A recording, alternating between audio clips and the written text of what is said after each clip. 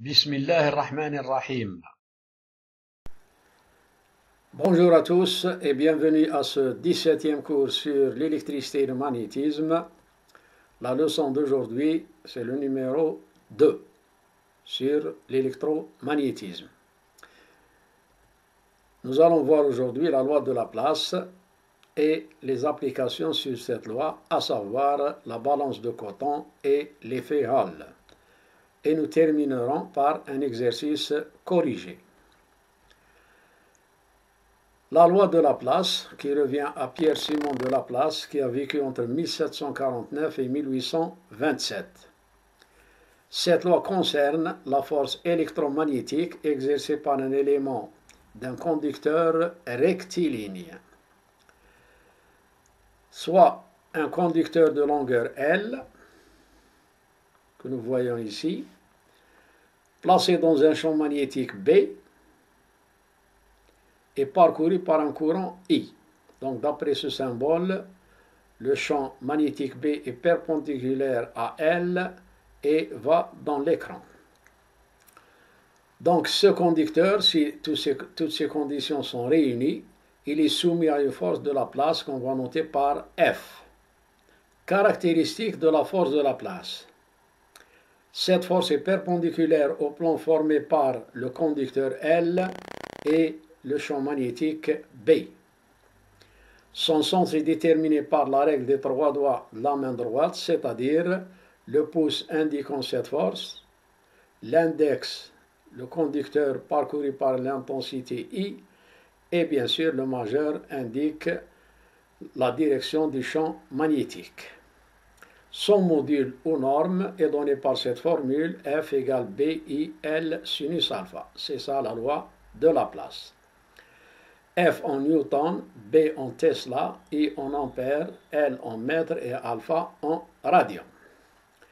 Alpha est l'angle formé par le conducteur et B comme le voyons sur cette figure. Application, on commence par la balance de coton qui revient à Aimé Coton, né en 1869 et décédé en 1951. Fonction. Quelle est la fonction de cette balance de coton?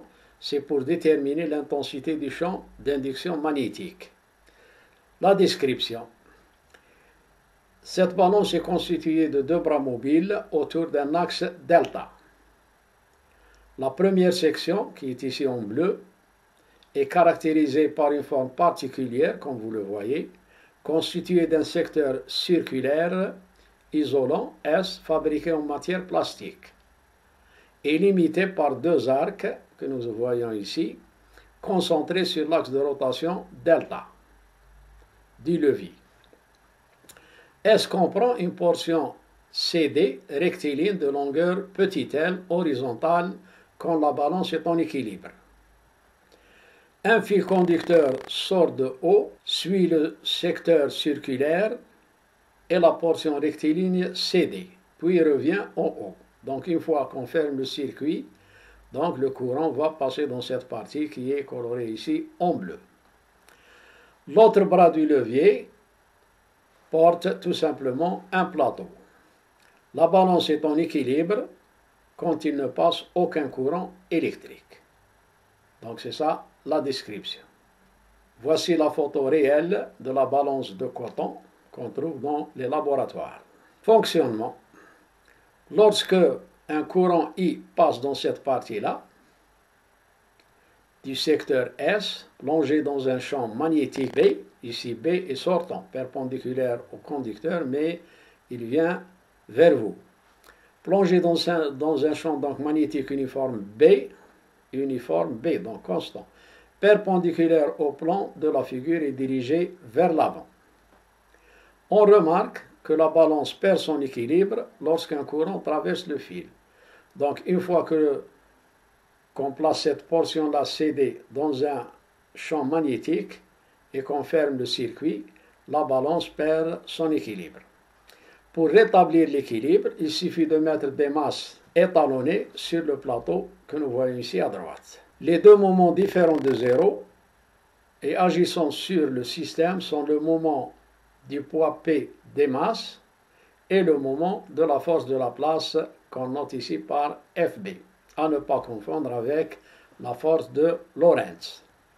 À l'équilibre, donc, les deux moments doivent être égaux. Donc, FB fois A c'est le bras ici de la force FB, et petit b, nous le voyons ici, c'est le bras de P. Donc, FB fois A, c'est mg égale mgb. De là, on tire l'expression de FB, la force de la place. FB, c'est égal à mgb sur A. Ainsi, on peut calculer l'intensité du champ d'induction magnétique. Donc, le moment de FB, c'est BIL fois A, puisque la force de la place, c'est BIL fois A, c'est égal à mgb. De là, on tire B égale mgb sur I fois L fois A. Connaissant M, connaissant G, qui est l'accélération de la pesanteur, connaissant cette distance B et cette distance A, connaissant l'intensité du courant qui passe dans le circuit grâce à un ampère-mètre, et connaissant la longueur CD qu'on a ici, on peut déterminer le module du champ d'induction magnétique. Voilà à quoi ça sert la balance de coton. Deuxième application, c'est l'effet Hall, qui revient à Edwin Herbert Hall, né en 1855, décédé en 1938. Donc on a ici une plaque en cuivre de quelques millimètres d'épaisseur, l'épaisseur c'est petit l, traversée par un courant circulant dans le sens de la longueur, c'est-à-dire dans ce sens-là. Ça c'est la largeur, ça c'est l'épaisseur et ça c'est la longueur. Puisque I circule dans ce sens, ça veut dire que les électrons circulent en sens inverse avec une vitesse V. B est parallèle à OZ. Donc on a un champ magnétique. Cette plaque en cuivre est en présence d'un champ magnétique. Elle est plongée dans un champ magnétique B. Puisque B est parallèle à OZ, chaque électron est soumis à une force magnétique d'après la loi de Lorentz. On sait que FB, c'est égal à la charge fois V fois B, produit vectoriel. Ça veut dire que FB, dans notre cas ici, c'est égal à EV fois B. La voici. Sa direction et son sens sont indiqués par la règle des trois doigts de la main droite. FB dévie les électrons donc vers la droite de la plaque. Chaque électron est soumis à cette force, donc il est automatiquement dévié vers cette face-là, ou ce côté. Ce côté, donc, se charge négativement puisqu'il y a accumulation de charges négatives. L'autre côté opposé, côté gauche, il va se charger de charges positives puisqu'il y a un manque d'électrons dans cette partie, donc cette partie-là, ce côté-là, se charge positivement. Cela entraîne l'apparition d'un champ électrique E parallèle à l'axe OX. Les électrons sont soumis à chaque instant, donc à deux forces. Il y a la force de Lorentz et la force de Laplace. FB, comme nous le connaissons et nous l'avons écrit ici, c'est EV fois B, produite par le champ magnétique et dirigée dans le sens de OX. Et une force électrique FE, c'est égal à E fois E, produite par le champ électrique et dirigée dans le sens contraire de OX. Donc vous voyez ici la force électrique. Donc les deux forces sont opposées. L'égalité des deux forces conduit à un état d'équilibre, ce qui fait apparaître une différence de potentiel, toujours dans le principe des condensateurs, une différence de potentiel transversale entre les bords opposés de la plaque, entre le côté gauche et le côté droit. Cette différence de potentiel est proportionnelle à B. Ce phénomène que nous venons de décrire s'appelle effet Hall ordinaire ou négatif. Pourquoi négatif? Parce qu'il y a un autre effet qui s'appelle l'effet Hall positif. Le premier, il apparaît sur la plupart des métaux, comme le cuivre, l'argent, l'or, etc., le platine, etc. Mais dans quelques autres métaux, comme le zinc, le cobalt, le fer et d'autres matériaux, tels que les semi-conducteurs, il se produit l'effet Hall positif. Et bien sûr, ceci revient à la structure intrinsèque de la matière. Comment interpréter l'effet Hall positif? Ce dernier s'interprète par le fait que ce sont les charges positives qui se déplacent dans le sens du courant électrique, ce qui inverse totalement le raisonnement que nous avons suivi pour l'effet négatif. Donc, pour l'effet négatif, les charges se déplacent dans le sens contraire de I. Pour l'effet Hall positif, les charges se déplacent dans le sens du courant électrique. Quel est l'intérêt de l'effet Hall, qui a été découvert par Hall en 1879? Son intérêt, c'est qu'il offre une méthode très intéressante pour la détermination du signe des porteurs de charge. Donc lorsqu'on fait l'expérience, ça dépend de la plaque de quel métal. Donc si on voit que les charges se déplacent dans le sens de I ou bien le sens contraire de I.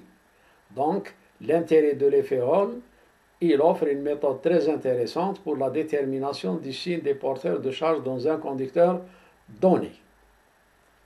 Deuxièmement, la possibilité de déterminer la densité de charge, c'est-à-dire le nombre de charges par unité de volume, comme le montrent les calculs ci-après. Donc, on va prendre cet exercice comme application et on se propose de calculer la densité des porteurs de charge. Voilà la figure que nous avons déjà dessinée. À l'équilibre, nous avons dit que FE égale FB, c'est-à-dire que EVB c'est égal à EE, le sinus alpha est égal à 1 puisque B est perpendiculaire à V. Donc finalement, en simplifiant par E c'est égal à VB. Donc le champ électrique est égal au produit de V fois B. Définition, on appelle tension Hall, ou la tension de Hall, la différence de potentiel qui apparaît entre les deux bords ou les deux côtés de la plaque. Donc cette tension-là, on l'appelle la tension de Hall et on la note par UH. UH donc c'est égal à EL, d'après la loi que nous avons rencontrée dans notre étude des condensateurs. Donc E c'est égal à UH sur L. On sait d'autre part, dans le chapitre de l'électrocinétique, que J, qui est la densité de courant, c'est égal à I sur S. C'est-à-dire que I, c'est égal à JS. C'est aussi égal à NEV fois S. Donc, si vous voulez revenir au chapitre de l'électrocinétique, vous trouverez ces formules-là. Et puisque S est la section de la plaque, c'est-à-dire la surface de cette partie-là, la surface traversée par le courant I, on a I égale NEV et on remplace S par grand L fois petit l. Ce qui nous donne l'expression de la vitesse des électrons, V égale I sur NE L fois L. D'où la densité des porteurs de charge, N c'est la densité des porteurs de charge, E c'est égal à UH sur L comme nous l'avons écrit ici, et on a E égale VB un peu plus haut, ce qui nous donne VB égale UH sur L, c'est-à-dire on remplace V par cette expression-là et on la multiplie par B, c'est égal à UH sur L. D'où N égale I fois B sur E fois L fois UH. On a simplifié par grand L. C'est-à-dire que cette densité de charge est égale à l'intensité du courant qui traverse la plaque fois l'intensité du champ magnétique sur la charge de l'électron fois l'épaisseur de cette plaque, petit l, fois la tension qu'on peut mesurer ici grâce à un voltmètre. Par contre, I, on peut la mesurer par l'intermédiaire d'un ampèremètre. Pour les métaux ordinaires, la densité de charge est de l'ordre de 10 à la puissance 28 charges par mètre cube. C'est ainsi que se termine ce cours d'aujourd'hui. Donc au prochain cours, ça sera le 18e cours sur l'électricité et le magnétisme, mais c'est le 3e cours de l'électromagnétisme. Nous continuerons sur les applications de la loi de Laplace et nous verrons un exercice sur l'effet Hall. Donc d'ici là, je vous souhaite bon courage et n'oubliez pas de vous abonner à la chaîne si ces cours vous intéressent. Wassalamu alaikum wa rahmatullahi ta'ala wa barakatuh.